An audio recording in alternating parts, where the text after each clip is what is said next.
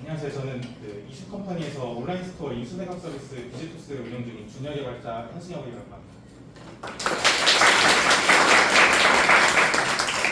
학과생 덕분에 이렇게 큰 규모 첫 번째 모임에서 첫 번째 발표를 하게 되어 영광입니다. 이런 모임 내 발표는 처음입니다.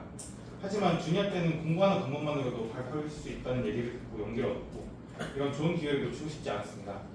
기술 관련 발표가 아니라 아실 수 있지만 모임의 시작을 알리는 느낌으로 가볍게 들어주시면 감사하겠습니다. 이 자리에 신입과 주니어 분들도 많은 걸로 알고 있습니다. 오늘 발표에서는 그분들에게 조금은 같이 힘을 낼 수 있는 저의 경험을 공유하고 시니어 분들께 잠시 옛 추억을 떠올릴 수 있도록 제가 1년 동안 겪은 스타트업에서의 생존기 또 AI에게 대체되지 않으려면 어떻게 해야 하는가에 대해 제 솔직한 생각을 털어놓고자 합니다. 우선 제 소개와 제가 팀에 합류하게 된 과정을 먼저 말씀드려볼게요. 저는 올해 2월에 학부 졸업한 신입 개발자입니다. 작년 학부 4학년 재학 중 IT 연합동아리에서 진행한 해커톤에서 우연히 현재 저희 팀 대표님을 만나 팀에 합류하게 되었습니다. 작년에 만들어진 팀이었고 합류 당시 현재 팀에서 진행하는 서비스와는 완전히 다른 헬스케어 서비스를 개발 중이었어요. 저는 학부 4학년 1학기까지는 프론트엔드 개발자가 되려고 마음먹었는데 문득 백엔드 개발자 하고 싶어 무턱대고 백엔드 개발자로 들어갈 수 있냐고 여쭤봤습니다. 그 당시 팀에서 사용하는 백엔드 기술이 스프링부트였는데 학부생 때 자바를 많이 다루지 않았고 더군다나 스프링부트는 사용해보지도 않았습니다. 심지어 대표님은 해커톤 중 제가 프론트엔드에서 작업한 결과물을 보고 같이 하자고 한 거라 고민하셨지만 저는 합류하고 싶어서 스스로 잘할 수 있음을 표현하여 설득해보고 그때 당시 회사팀 개발자분을 직접 만나서 얘기도 했습니다.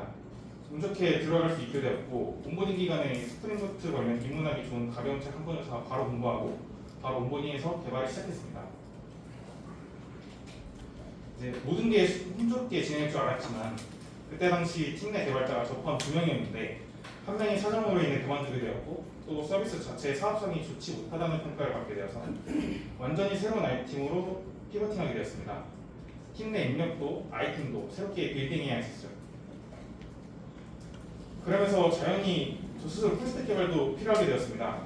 그때 당시는 졸업도 하지 않은 상황이라고 웹 개발 분야에서 뭐 프론트, 백엔드로 나눈다고 하면 PD문제라 둘 중 하나에 대한 깊은 지식이 있는 것도 아니었고 경험도 많이 부족한 상황이었습니다.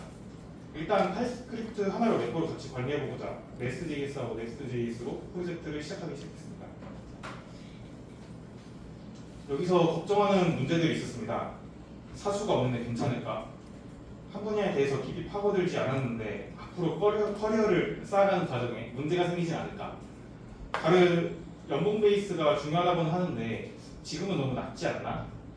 여러분들이 같은 상황이었다면 다들 이와 같은 걱정들은 한 번씩은 했을 거라고 생각합니다. 저는 왠지 모르게 이 환경에서 도전해보고 싶었습니다. 일단 저는 이와 같은 마인드로 저랑 걱정들을 부셔버렸습니다. 사수가 없는데 괜찮을까? 내가 잘하면 그만할까? 한 분야에 대해서 깊이 파고들지 않아서 커리어를 쌓아가는 과정에 문제가 생기진 않을까? 이것도 내가 모든 분야에서 잘 배우면 그만이다. 다들 연봉 베이스가 중요하다고 하는데 맞지 않나? 이것도 내가 잘해서 연봉을 올리면 그만이다. 네, 그냥 내가 잘하면 그만이다 라는 근거 없는 자신감으로 걱정들을 집어나가기 시작했어요.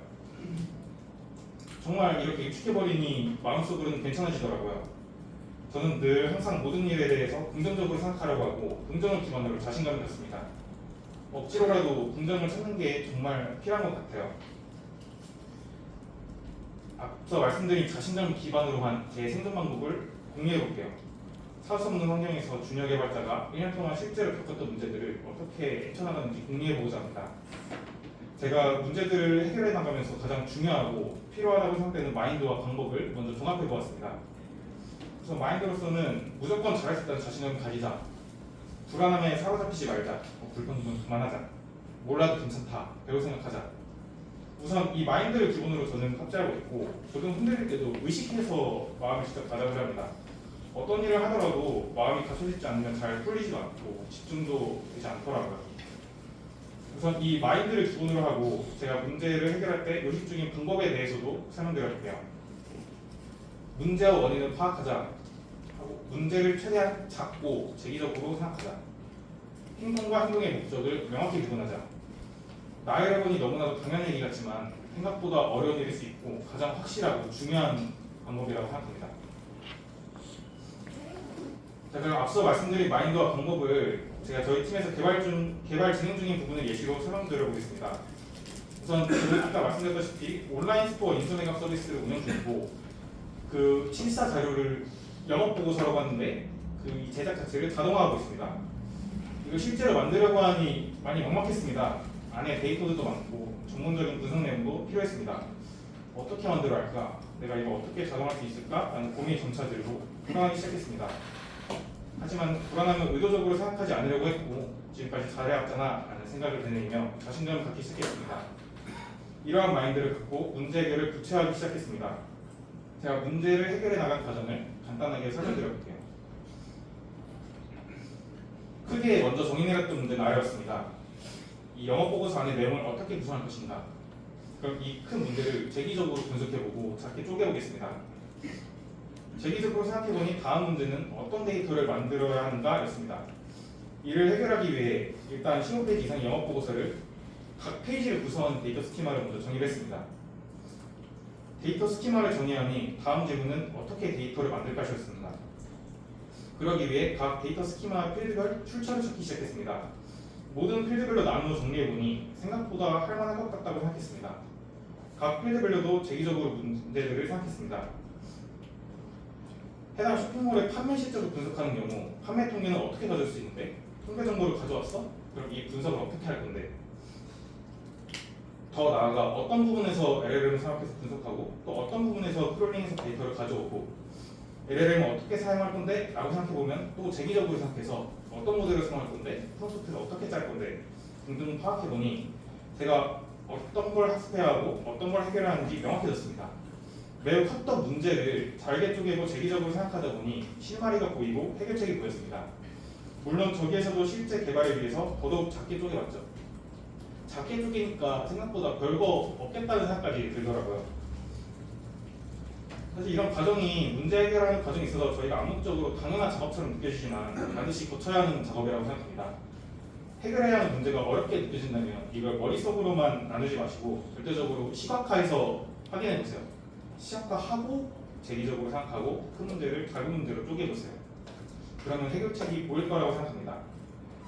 근데 이 과정 자체가 중간중간 답답하고 어렵게 느껴질 수도 있는데 불안해하지 말았으면 합니다. 불안해하면 되는 작업도 안 된다고 생각해요. 앞서는 제가 팀에서 어떻게 문제를 해결해 나가는가 과정이었고 이건 제가 개인적으로 고민했던 부분을 해결했던 사례입니다. 아직 해결 중이라고 볼 수 있겠네요. 사수 없는 환경에서 불안하다. 이런 환경에서 일하시는 분들이 꽤 있을 거라고 봐요. 걱정할 수 있는 문제라고 생각합니다. 잘 생각해보면 이건 잘못된 문제 정리라고 생각해요. 저도 처음에 불안했지만 사수 없는 환경 자체가 왜 문제인가를 생각해보았습니다. 저에게 있어 사수 없는 환경의 문제점 중 하나를 생각해보면 다음과 같습니다. 내가 하고 있는 개발 방식이 맞는가? 그래서 이 문제를 다시 한번 더 깊게 생각해봤습니다.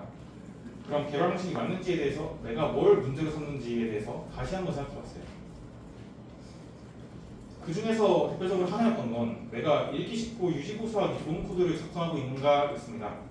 이렇게 문제를 재기적으로 생각하다 보니 이 부분을 해결하면 되겠구나가 명시적으로 보였습니다.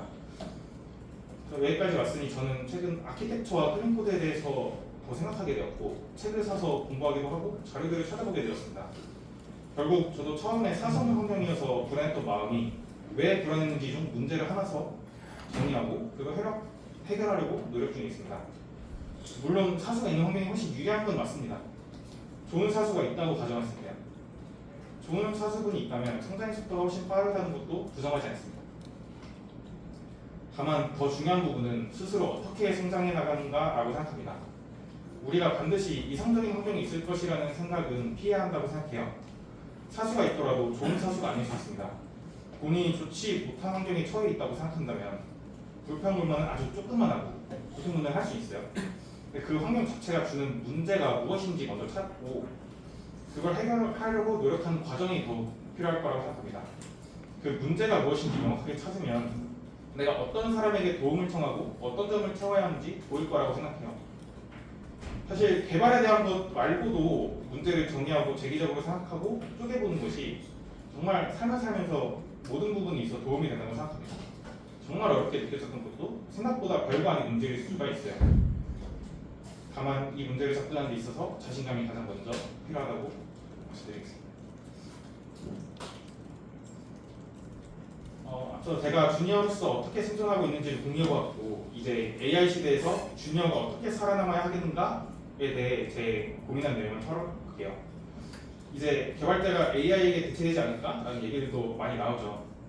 제 바로 뒤에 발표하시는 삼촌님께서도 프론트엔드 자동화, 백엔드 자동화 저희를 대체하려고 굉장히 많은 노력 중이세요.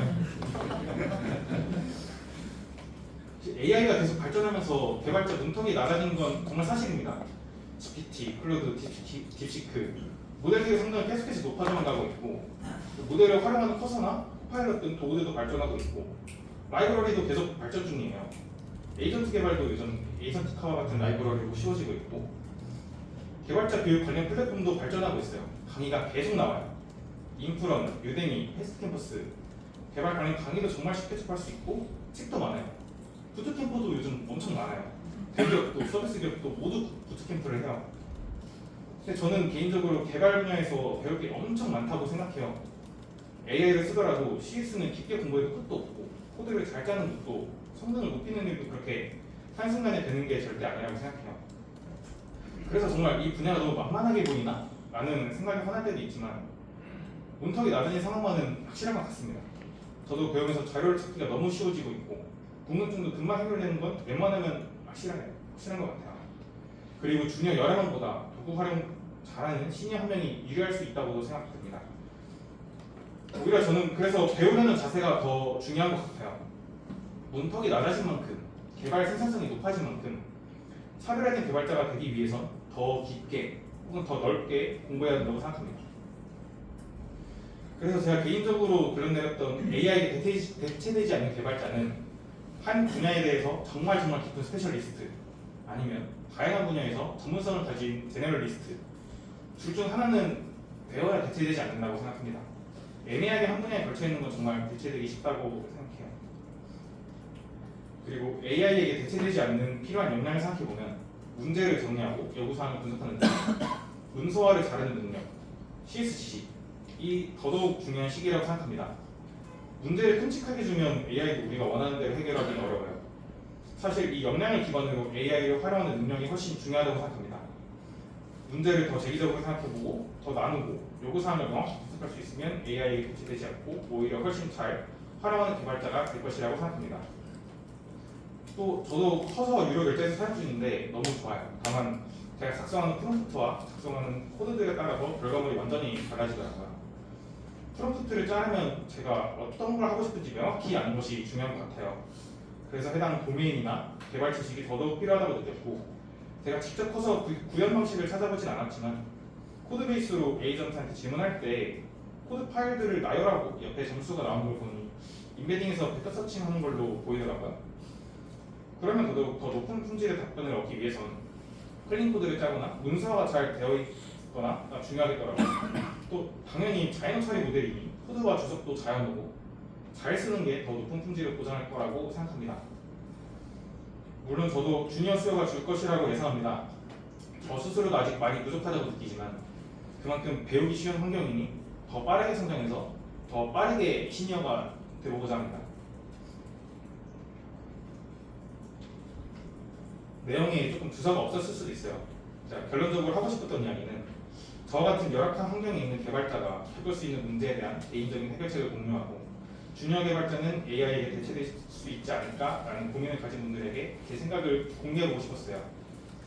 요즘 취업 시장이 많이 닫혀있다고도 하고, 여기서 취준생분들도 이직하려고 하시는 분들도 근무하는 환경이 마음에 안 드는 분들도 있을 거라고 생각합니다. 주니어 수요는 계속 줄어든다고 하고 AI는 발전하고, 근데 이럴 때일수록 마인드가 가장 중요한 것 같아요.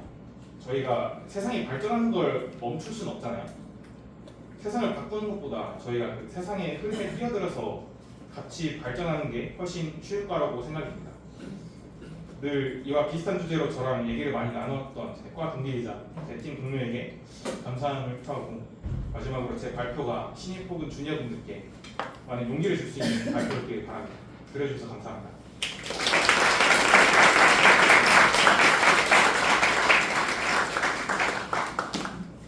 네, 좋은 발표해 주신 현수님께 다시 한번 감사드립니다. 혹시 현승현님의 발표 주제와 관련해서 질문하고 싶은 게 있으신 분 있으실까요? 제가 앞에 출판사에서 받은 책을 스택 구조로 쌓아놨는데 출판사님께 책을 선물로 드리려고 합니다. 첫 번째 책은 요즘 무한 개발이고 지금 손 들어주시면은 제가 이어서 질문 부탁드려도 될까요? 네. 그냥 크게 얘기해. 이걸로 많이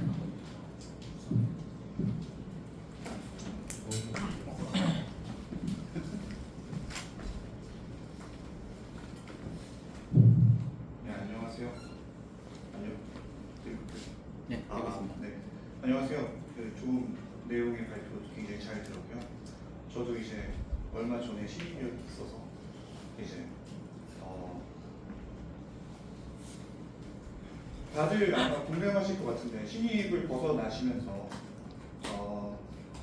개발을 잘하는 사람들의 패턴을 보면 항상 가지고 있는 이야기들이었던 것 같아요. 그러니까 예를 들어서 재기적으로 사고하신다고 하시는 분들 같은 거는 저도 이제 과거에 전 직장에서 신입분들을 케어할 때 이제 키보드 손 떼세요. 그리고 일단 정리부터 쪼개서 테스트를 쪼개서 다시 정리하고 이런 것들을 많이 연습을 시키려고 했던 것 같거든요. 궁금한 게 어떤 계기로 그런 사고를 자연스럽게 하시게 됐나 이게 저는 좀 궁금하거든요. 왜냐하면 이제 아마 여기 계신 분들도 어느 순간부터 그런 사고들을 하셨을 것 같은데 이제 난 왜 그걸 했지라고 하면 잘 기억이 안 나서 비교적 싱싱하신 상태시니까 어떠신지 궁금합니다. 사실 제가 아까 말씀드렸던 방법 중에 가장 중요하다고 생각되는 게 문제를 재기적으로 생각하자였어요. 사실 저는 그 전에 자신감만 있었는데 이 방법은 제 팀 동료가 먼저 설명을 해주었습니다. 같이 문제를 해결해 나가면서 어떤 팀은 일본의 기업이었나 이제 자세하게 기업 이름은 기억이 안 나는데 어떤 팀은 문제를 재기적으로 생각해보고 문제를 해결해 나간다더라 라는 얘기를 듣고 그때부터 정말 제 마음에 와닿아서 그때부터 이 사고를 가지게 된 것 같습니다. 답변이 되셨을까요? 네. 네. 2명 정도 더 질문을 받아보려 하는데요. 다음 팝한 책도 똑같은 요즘 무한 개발입니다. 앞에서부터 차례대로 2분 질문 드리도록 하겠습니다.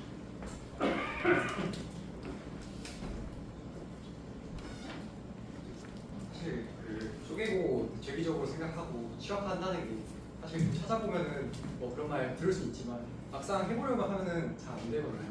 그래서 혹시 그런 거를 어떤 식으로 뭐 연습했다거나 아니면 어떤 경험을 통해서 이런 식으로 하면 좀 더 좋을 것 같다 혹시 그런 생각 있으실까요? 우선 가장 중요한 건 시각화라고 생각해요. 그냥 머릿속으로 생각하는 것보다는 일단 저는 아이패드를 맨날 들고 다니거든요. 사실 개발할 때 아이패드가 별로 필요 없다고 생각할 수 있지만 저는 굿노트에다가 항상 좀 애매하다 이런 게 싶으면 적어놓고 시각화해서 잘 쪼개고 여기서 더 해결을 못할 것 같다라고 생각이 들면은 일단 이게 해결할 수 있는 문제인가 먼저 생각해보게 되는 것 같아요. 근데 사실 그 해결할 수 있는 문제인가를 저 스스로 판단하기 좀 어렵다고 생각이 들어서 이 문제에 대해서 뭐 다른 오픈 카톡방에 공유를 한다거나 저보다 선배이신 분들한테 여쭤본다거나 아니면 GPT한테 물어본다거나 그런 식으로 해결을 나가고 있습니다. 네, 감사합니다. 이렇게 옆에 질문하신 분한테 드립니다. 일어나요.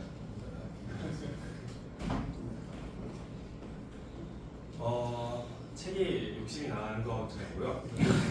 저도 이제 비슷한 경험을 갖고 있고 현재는 어쩔 수 없이 저도 원하지 않는 시니어가 되었지만은 저도 그랬던 적이 있었거든요. 그 당시 가장 느꼈던 갈증은 바로 조직에 대한 갈증이었고 팀플레이 그리고 이제 탁월한 사람들과의 그게 가장 욕심이 나고 갈증이 있습니다. 그리고 무엇보다 이 탁월한 조직에 있으면 그냥 사실 굉장히 편하잖아요. 그냥 가만히만 있어도 인사이트는 입만 벌리고 있어도 그냥 이해하기 쉬운 형태로 떠올려 주기까지 하거든요. 그런 것은 분명 갈증이 있었을 텐데 그런 갈증을 혹시 좀 해소하는 아니면 좀 억누르는 그런 방법이 있었을까요? 여기까지. 아직까지 그 갈증을 저도 조금은 가지고 있는 것 같아요. 그래서 최근에도 계속 저희 팀을 계속 활동해 나가면서도 아직까지 고민 중인 부분이긴 한데 제가 최근에 그 인프라넷 CTO 이동님 강연에 가서 이런 질문을 한번 여쭤본 적이 있었어요. 근데 제 질문 답변과 더불어서 그 강의에서 해주셨던 말씀이 그 다른 사람을 가르쳐드리고 다른 환경을 탓하기보다는 내가 먼저 좋은 사람이 되자라고 말씀해 주셨던 게 가장 생각이 납니다. 그래서 저는 물론 갈증은 있지만 제 스스로 발전해 나가서 제 팀원들의 사기를 이끌고 실력을 이끌자라는 생각을 의식해서 가지려고 하는 것 같아요. 완전하게 해소하지는 못한 것 같습니다. 감사합니다. 솔직하게. 조시환 학생 감사합니다.